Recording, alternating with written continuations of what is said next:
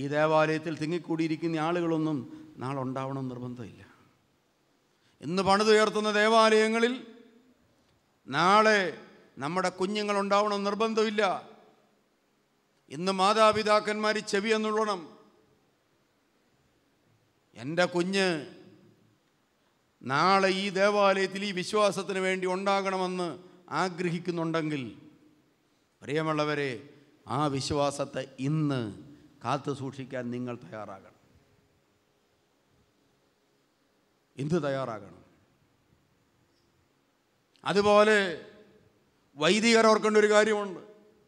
ഇന്ന് ഈ കുപ്പായം ഇട്ടുകൊണ്ട് നിൽക്കുമ്പോൾ കൈമുത്താനും അതുപോലെ ചില്ലറയിട്ടിട്ട് പോകാനും അണിയായി ജനമുണ്ട്. അതിന് കാരണം എന്താണ്? പ്രിയമുള്ളവരെ, വിശ്വാസം കാത്തു സൂക്ഷിക്കപ്പെടുന്നത് കൊണ്ടാണ്. വിശ്വാസത്തിൻ്റെ സുവിശേഷം തങ്ങളുടെ കുഞ്ഞുങ്ങളെ പഠിപ്പിച്ചില്ലെങ്കിൽ, വിശ്വാസ പ്രചോദനത്താൽ യേശുവിനെ കുഞ്ഞുങ്ങളുടെ മനസ്സിൻ്റെ ഉള്ളിൽ കയറ്റിക്കൊടുത്തില്ലെങ്കിൽ, പ്രിയമുള്ളവരെ, അടുത്ത തലമുറയിൽ ഇതിട്ട് നിൽക്കാൻ ഇതിൻ്റെ മുമ്പിൽ പിള്ളേരൊന്നും ഉണ്ടാവില്ല. ഇവിടെ ജനം ഉണ്ടാവില്ല. അതുപോലെ ഇടയന്മാരും ഓർത്തിരിക്കേണ്ട കാര്യമുണ്ട്. ഞങ്ങളൊക്കെ വിദേശ രാജ്യങ്ങളിൽ പോകാറ്. ഞാൻ ഈ അടുത്ത കാലത്ത് ഒരു എയർപോർട്ടിൽ കൂടെ നടന്നിങ്ങോട്ട് പോരുമ്പോൾ ഞാൻ പോകുന്ന വഴി തെറ്റിപ്പോയി. എന്നെ കൊണ്ട് വിട്ടവരവിടെ നിൽപ്പുണ്ട്. അന്നേരം ഒരു സായിപ്പ് വഴി ചോദിച്ചിട്ടാണ് പോയത്. അപ്പം ഞാൻ വഴിതെറ്റിപ്പോയെന്ന് സായിപ്പിന് മനസ്സിലായി. അന്നേരം സായിപ്പ് എൻ്റെ കൊണ്ടാക്കിയ ആളുകളോട് പറഞ്ഞു, ആ തലേ പൂ വെച്ച് പോകുന്ന പാർട്ടി വഴിതെറ്റിപ്പോയിട്ടുണ്ട്. തലേ പൂ വെച്ച് പോകുന്ന പാർട്ടിക്ക് വഴിതെറ്റിപ്പോയെന്ന്. ഇത്രേ അവർക്കൊക്കെ തിരിച്ചറിയാൻ പറ്റുന്നുണ്ട്. അപ്പം പ്രിയമുള്ളവരെ, നമ്മൾ എന്തെല്ലാം വേഷമിട്ടാലും എന്തെല്ലാം കെട്ടിത്തൂക്കിക്കൊണ്ട് നടന്നാലും ഇത്രയൊക്കെ ലോകത്തിന് മനസ്സിലാകും. ഇത് മനസ്സിലാകണമെങ്കിൽ അതവരെ പഠിപ്പിച്ചിരിക്കണം. ഞാനിപ്പോൾ ഇത്രയും വേഷമൊക്കെ ഇട്ട്, ഇതുമല്ല, ഇനി ഇത് കൂടുതൽ സാധനങ്ങൾ ഞങ്ങളുടെ കയ്യിലുണ്ടെന്ന് നിങ്ങൾക്ക് അറിയാമല്ലോ. വടി, സ്ലീമ, കുരിശ്, ഇതെല്ലാം ഉണ്ട്. ഐറ്റംസ് ഞങ്ങൾക്ക് എന്തോരം ഉണ്ട്. ഇതൊക്കെ എന്താണെന്ന് മനസ്സിലാകണമെങ്കിൽ, ഇതിൻ്റെ ശക്തി എന്താണെന്ന് മനസ്സിലാകണമെങ്കിൽ, അത് പച്ചയായ സുവിശേഷം ഈ സമൂഹത്തെ പഠിപ്പിച്ചാലേ അവർക്ക് മനസ്സിലാകും. അടുത്ത കാലത്തൊരു സംഭവം ഉണ്ടായി ഞാൻ ഓർക്കുകയാണ്. ഈ പള്ളി ഉദാശ ചെയ്ത് എന്നെപ്പോലും അത്ഭുതപ്പെടുത്തി കളഞ്ഞ്. ദേവാലയം കൂദാശ ചെയ്ത് സമർപ്പിക്കപ്പെട്ടു.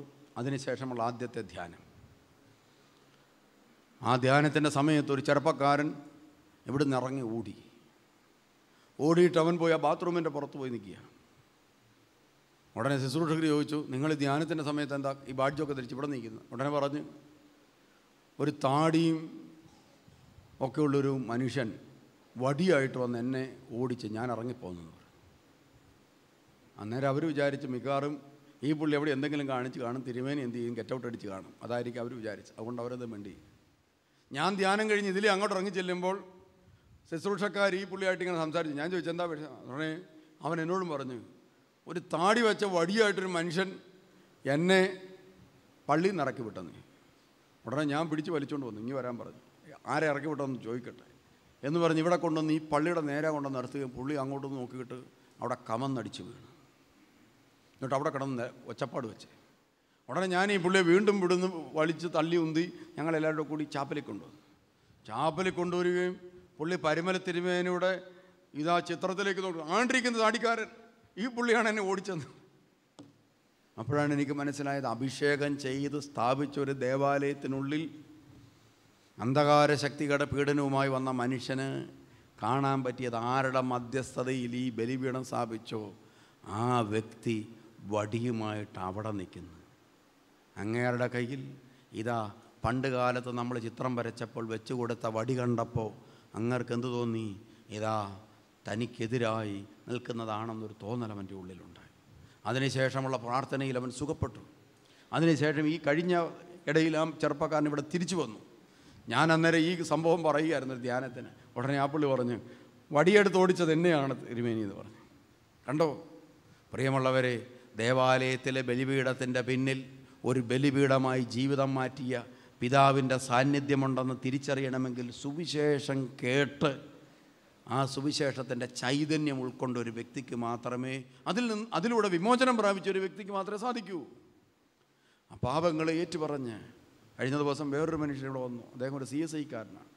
അദ്ദേഹം ആവേശത്തോടെ ഇവിടെ വന്ന് എന്നും ഓടിക്കയറാറുണ്ട്. ഇങ്ങേരുടെ ഈ ആവേശം കണ്ടു കഴിയുമ്പം ഞാനിതുപോലൊരു ആവേശം കണ്ടിരിക്കുന്നു, ചെന്ന് കയറുന്ന സിനിമാ തിയേറ്ററിലോട്ട് ഓടുന്നു കണ്ടിട്ടുണ്ട് എന്ന് പറഞ്ഞ പോലെയാണ് പുള്ളി ദേവാലയത്തിലേക്ക് ഓടിക്കയറുന്നത്. ആവേശത്തിനാണ് വരുന്നത്. അപ്പം ഞാൻ ചോദിച്ചു, എന്നാണ്ട് വിശേഷം ഒക്കെ ചോദിച്ചു കഴിഞ്ഞാൽ പുള്ളി എന്നോട് പറഞ്ഞു, ഞാൻ ഈ ദേവാലയത്തിലേക്ക് വരുമ്പോൾ ഇതിൻ്റെ പടി കിടക്കുമ്പോൾ തന്നെ എൻ്റെ ശരീരത്തിൽ കുളിര് കോരാൻ തുടങ്ങും. ഇവിടെ വന്ന് നിൽക്കുമ്പോൾ നിങ്ങളെ ആരെയും ഞാൻ സത്യത്തിൽ പലപ്പോഴും കാണാറില്ല.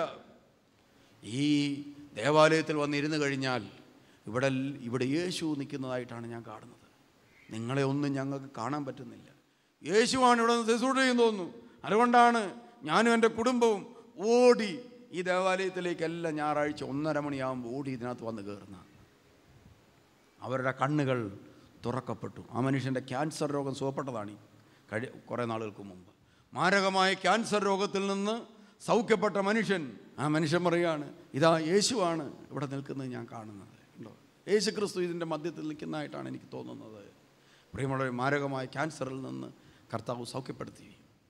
അപ്പോൾ എന്താണ്, സുവിശേഷം കേട്ട് പശ്ചാത്തപിച്ചപ്പോൾ, മാനസാന്തരപ്പെട്ടപ്പോൾ, പ്രിയമുള്ളവരെ, ഇതാ വിശ്വസിക്കാൻ സാധിച്ചു സുവിശേഷം.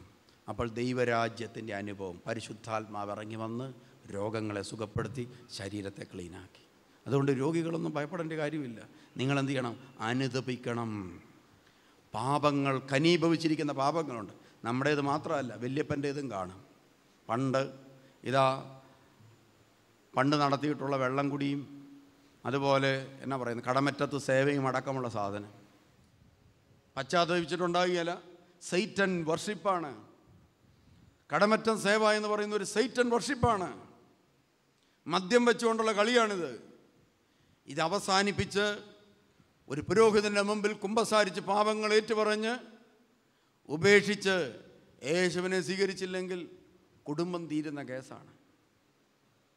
കുടിമാട സേവകൾ തുടങ്ങി പല സേവകളുണ്ടെന്ന് അവകാശപ്പെടുന്ന വ്യക്തികൾ നടത്തുന്ന പല പരിപാടികളും, ഭവനങ്ങൾ വെച്ച് നടത്തുന്ന പരിപാടികളുടെ പങ്കാളികളായിരിക്കുന്നവർ ഓർത്തുകൊള്ളുക, നിങ്ങൾ നടത്തുന്നത് സാത്താൻ ആരാധനയാണ്. പരിശുദ്ധ സഭയുടെ കൂദാശകൾ സ്വീകരിച്ച് ഇതിൻ്റെ പങ്കാളികളായവർ പശ്ചാത്തപിച്ച് പാപങ്ങൾ ഏറ്റുപറഞ്ഞ് ആ തിന്മയുടെ ബന്ധനത്തിൽ നിന്ന് മോചനം പ്രാപിക്കണം. ഇതുപോലെ വിഗ്രഹാരാധനയുമായി ബന്ധപ്പെട്ട് നടക്കുന്ന മനുഷ്യരുണ്ട്. അശുദ്ധ പാപങ്ങളുമായി നടക്കുന്ന മനുഷ്യരുണ്ട്. പ്രിയമുള്ളവരെ ഓർക്കുക, 100% ഉത്തമ ബോധ്യമുള്ള കാര്യം മാത്രമേ ഈ സഭയിൽ ഒരു ബിഷപ്പ് എന്ന നിലയിൽ ഞാൻ നിങ്ങളെ പഠിപ്പിക്കുന്നുള്ളൂ. പ്രിയമുള്ളവരെ ഓർക്കുക, വിഗ്രഹാരാധനയുടെ അവശിഷ്ടത്തിൽ നിന്ന് നമ്മളെ മോചിപ്പിക്കാനായിട്ട് മാമോദീസ സമയത്ത് പൈശാചിക ബന്ധന വിമോചന പ്രാർത്ഥന നടത്തി മോചിപ്പിച്ചിട്ടാണ് മാമോദീസ കൊടുക്കുന്നത്. അതിനുശേഷം വീണ്ടും വിഗ്രഹാരാധനയ്ക്ക് പോയാൽ തിന്മയുടെ സ്വാധീന ശക്തികൾ നിങ്ങളുടെ ഭവനത്തിൽ വന്ന് കിടക്കും. അത് കുമ്പസാരമെന്ന കൂദാശയിലൂടെ ഏറ്റുപറഞ്ഞ് പൗരോഹിത്യ അധികാരത്തിലൂടെ പാപമോചനം പ്രാപിച്ചാൽ മാത്രമേ ആ പൈശാചിക സ്വാധീനങ്ങൾ ഭവനം വിട്ടുപോകത്തുള്ളൂ. ഇതൊരു യാഥാർത്ഥ്യമാണ്. ഇല്ലെങ്കിൽ എന്ത് സംഭവിക്കും? സുവിശേഷം സ്വീകരിക്കാൻ പറ്റുകയില്ല. അതുകൊണ്ടാണ് നമ്മുടെ വീട്ടിലെ ചില പിള്ളേരില്ലേ, പള്ളിയിൽ പോകാൻ പറഞ്ഞാൽ പോകാമെന്ന് പറയും, അവന് പോകാൻ പറ്റുകയില്ല. നിങ്ങൾ കണ്ടിട്ടില്ലേ? നിങ്ങളുടെ ഭർത്താവിനെ കണ്ടില്ലേ? എടി നീ പള്ളിയിൽ പോകണം കേട്ടോ നാളെ എന്ന് പറയും. നിങ്ങളുടെ വാ മനുഷ്യ എന്ന് പറഞ്ഞു കഴിഞ്ഞാൽ, എന്തായാലും ഞാൻ പള്ളിയിലൊന്ന് പോകുന്നുണ്ട്, ഈ വാഴക്കൊലയൊക്കെ ഒന്ന് വിറ്റിട്ടാണ്, അല്ലെങ്കിൽ വല്ലൊരു വെട്ടിക്കൊണ്ട് പോയെന്നായി. വാഴക്കൊല വിറ്റെല്ലാം കഴിയുമ്പോഴത്തേനും ഭാര്യ പറയും, എന്നാൽ പിന്നെ നമുക്ക് ഈ ഞായറാഴ്ച പള്ളിയിൽ പോയാലോ.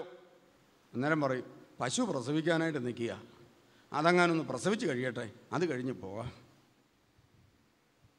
പശു പ്രസവിച്ച് കഴിയുമ്പം ചോദിക്കും, പറയും, പിന്നെ ഈ 8:30 മണിക്കും 9 മണിക്കും പശുവിനെ കറക്കാനായിട്ട് പിന്നെ നിൻ്റെ അപ്പം വരുമോ? അതുകൊണ്ട് പിന്നെ പള്ളിയിൽ പോക്കില്ല. ഇങ്ങനെ കാര്യങ്ങൾ മാറ്റി വച്ചിരിക്കുന്ന ഒരപ്പൻ നിങ്ങളുടെ വീട്ടിലുണ്ടോ? ഓർത്തോണം, അടുത്ത ആംബുലൻസ് അങ്ങോട്ട് വിട്ടേക്കാം, കൊണ്ടുവരിക. കാരണം എന്താണ്? ഇത് ദുരാത്മാവ് കയറിയതിൻ്റെ ലക്ഷണമാണ്. കൂദാശയോടും ആരാധനയോടും പ്രാർത്ഥനയോടും നമുക്ക് താല്പര്യമില്ലെങ്കിൽ ഓർത്തോണം, എന്തോ സാധനം ഖനീഭവിച്ച് അവിടെ ഇരിപ്പുണ്ട്, പശ്ചാത്തപിക്കാത്ത ഏതാണ്ട് സാധനം. അത് ചിലപ്പം പുള്ളിക്കാരൻ്റേതായിരിക്കുകയില്ല, അപ്പം കൊടുത്തിട്ട് പോയതായിരിക്കും. വല്യപ്പൻ്റെ സമ്പാദ്യമായിരിക്കും ചിലപ്പോൾ. കുടുംബത്തിൽ ചെയ്തു കൂട്ടിയ പാപങ്ങൾ മക്കളിലേക്ക് അനുഭവിച്ചു വരും. മാതാപിതാക്കന്മാർ കള്ളുകുടിയന്മാരായിരുന്നെങ്കിൽ ഓർത്തോളുക, മക്കളുടെ മേൽ ആ മദ്യപാനത്തിൻ്റെ ആസക്തി അവിടെ കിടക്കും.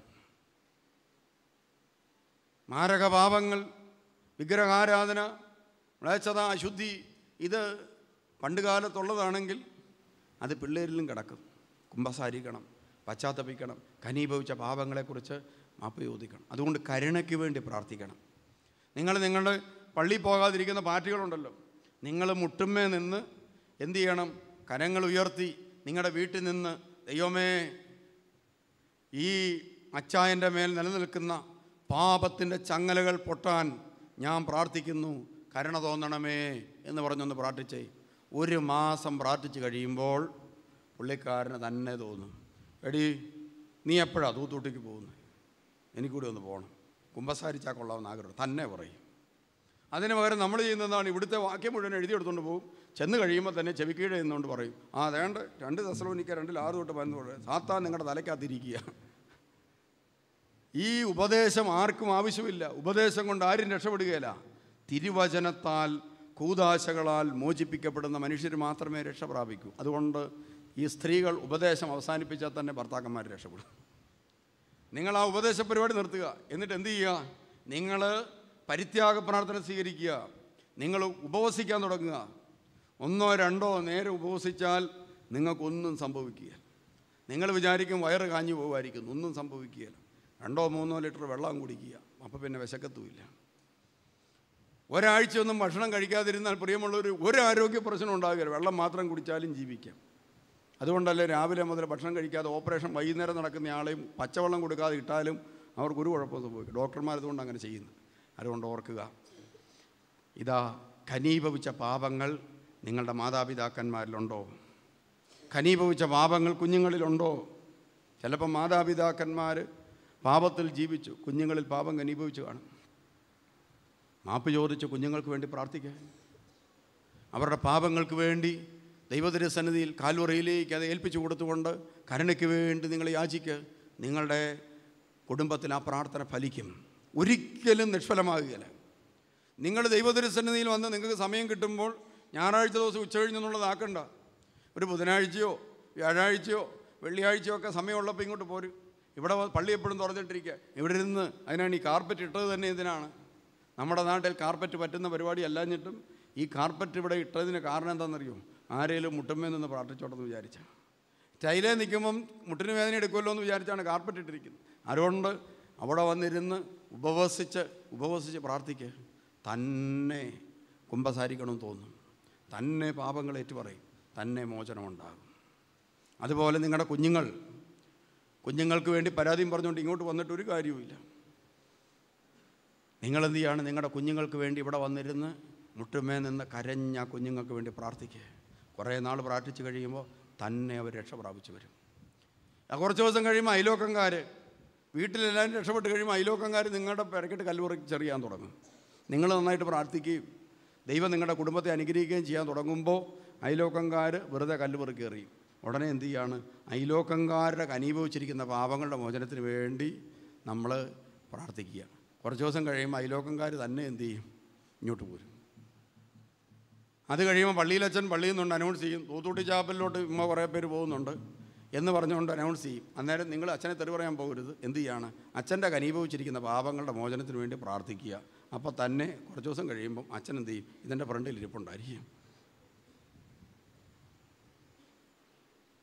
അങ്ങനെ പ്രിയമുള്ളവരെ, ഈ സമൂഹത്തിൻ്റെ പാപവിമോചനത്തിന് വേണ്ടി ഒരു പങ്കാളിയായി തീരാൻ വേണ്ടിയുള്ള ദൈവവിളിയാണ് ക്രിസ്ത്യാനിയായി എനിക്കും നിങ്ങൾക്കും ദൈവം നൽകിയിരിക്കുന്നത്. അത് നമ്മുടെ ജീവിതം വഴി, യേശുവിൻ്റെ ശരീരമാണ് നമ്മൾ.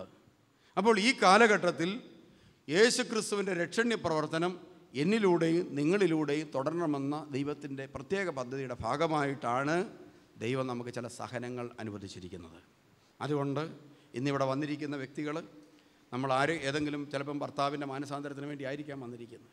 ചിലർ അമ്മായിയമ്മ നന്നാകാൻ വേണ്ടി ആയിരിക്കാം, ചിലർ നാട്ടുകാർ നന്നാകണമെന്ന് വിചാരിച്ചായിരിക്കാം, ചിലപ്പോൾ നമ്മളായിരിക്കും നന്നാകേണ്ടത്. ഘനീഭവിച്ചിരിക്കുന്ന പാപങ്ങളുണ്ടോ എന്ന് കണ്ടുപിടിക്കുക.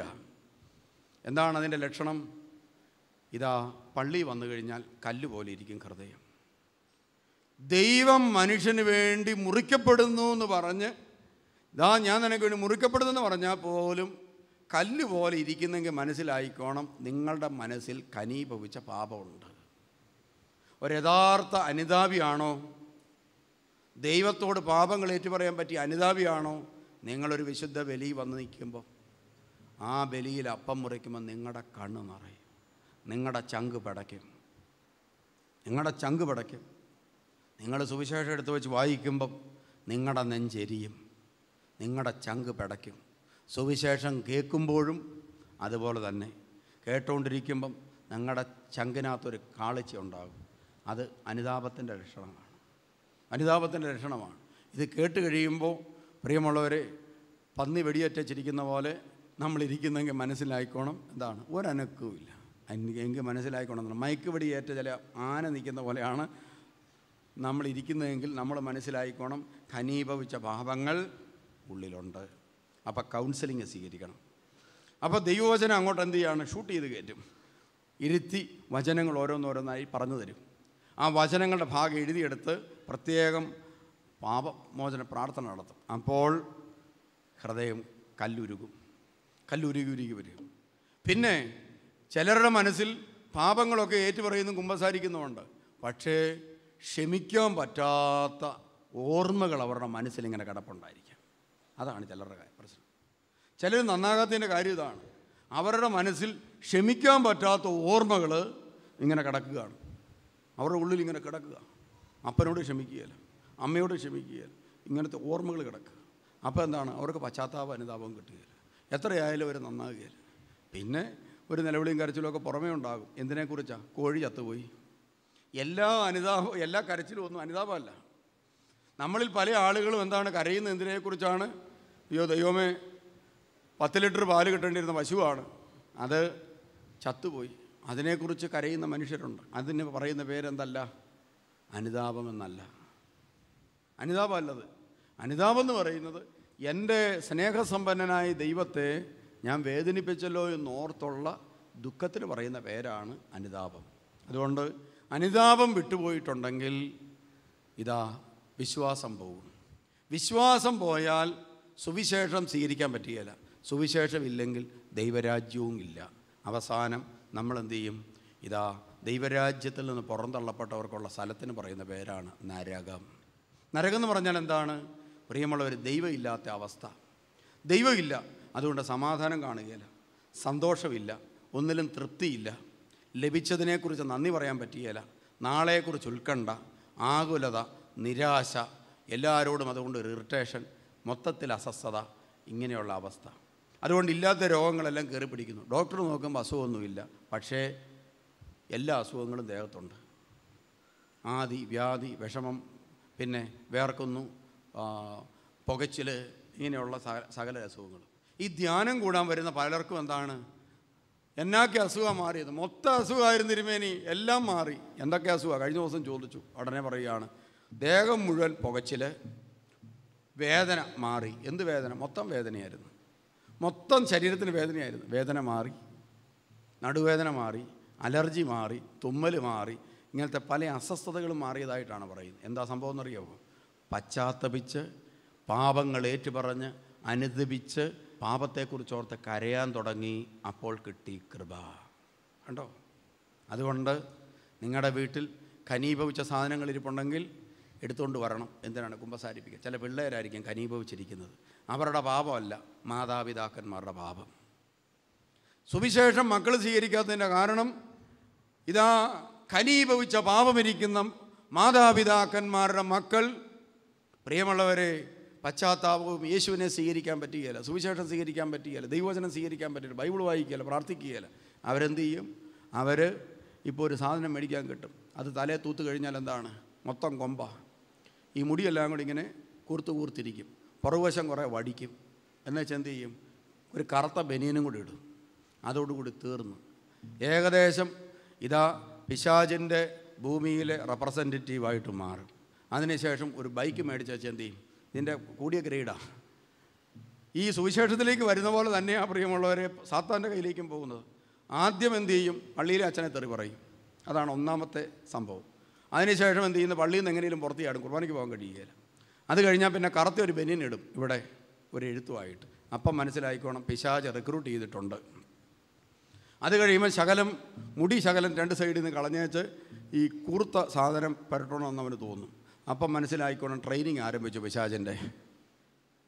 അത് കഴിഞ്ഞാൽ പിന്നെ ഇവനെന്ത് ചെയ്യും? ഇവന് ഒരു ബൈക്ക് മേടിക്കും. എന്നിട്ട് എന്ത് ചെയ്യും? അതിൻ്റെ മൽകാട് ഊരിക്കളയും.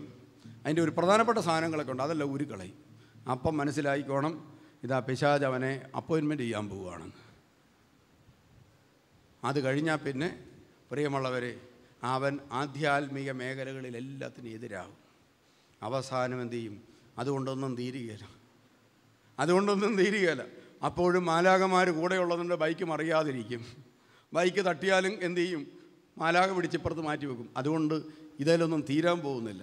അവസാനം ഈ അപ്പനെയും അമ്മയൊക്കെ എന്തു ചെയ്യും? കഴുത്തിന് പിടിച്ച് ഇവൻ നിലത്ത് കുത്തുന്ന കാലം വരും.